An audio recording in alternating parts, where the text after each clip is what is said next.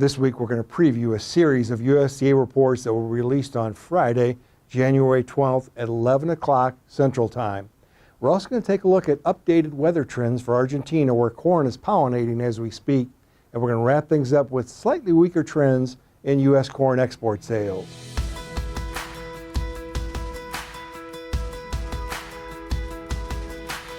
Hi, this is Brian Basting with Advanced Trading. Let's talk about the corn market. We moved it further into January here, and we've got some very important USDA reports that were released on Friday, January 12th.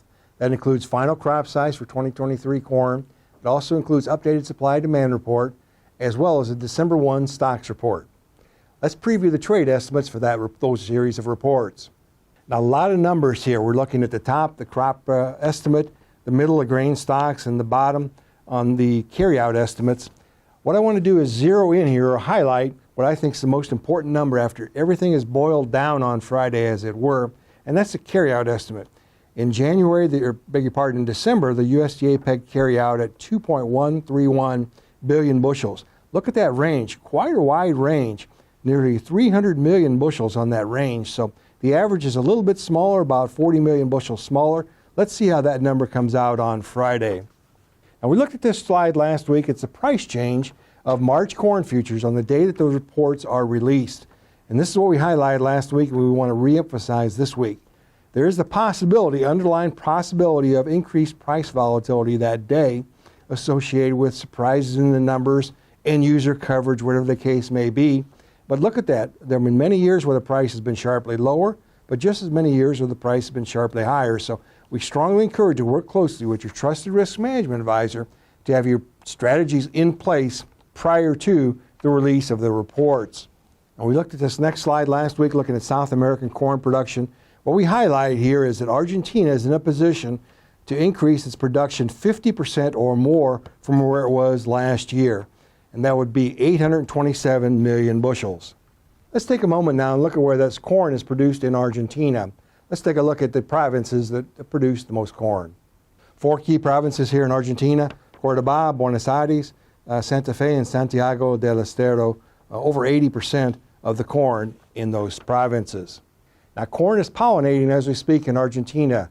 Let's take a look at the short-term weather. Our slides this week, as usual, are courtesy of T-Storm Weather.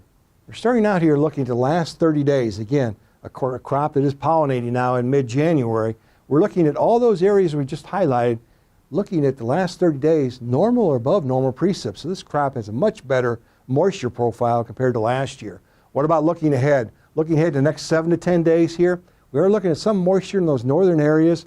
And now as we look at our final slide here, over the next 14 days, really no red in that slide at all. So all those areas in green or light yellow are normal, above normal precip during corn pollination. Let's shift gears now to the U.S. export trends. Let's take a look at unshipped U.S. corn export sales. Now, we looked at this slide regularly here this fall and moving into 2024. We're looking here at highlighting Western Hemisphere destinations are above last year. But what we're seeing here as we highlight our final slide is that while Mexico has been a stellar buyer of U.S. corn, interest from other Western Hemisphere destinations has slowed. As a result, this week, ATI lowered its export forecast by 25 million bushels to 2.04 billion bushels. That's 60 million bushels below where the USDA is at. Let's wrap things up this week looking at long-term trends in December corn. December corn, as we tape here on Tuesday, is trading near $4.90 a bushel. Here's a key trend I want you to look at. Look at some of those years between now and the end of February, which is the base crop insurance period. For example, in 2020, the black line, the market moved sideways to lower all the way through the end of February.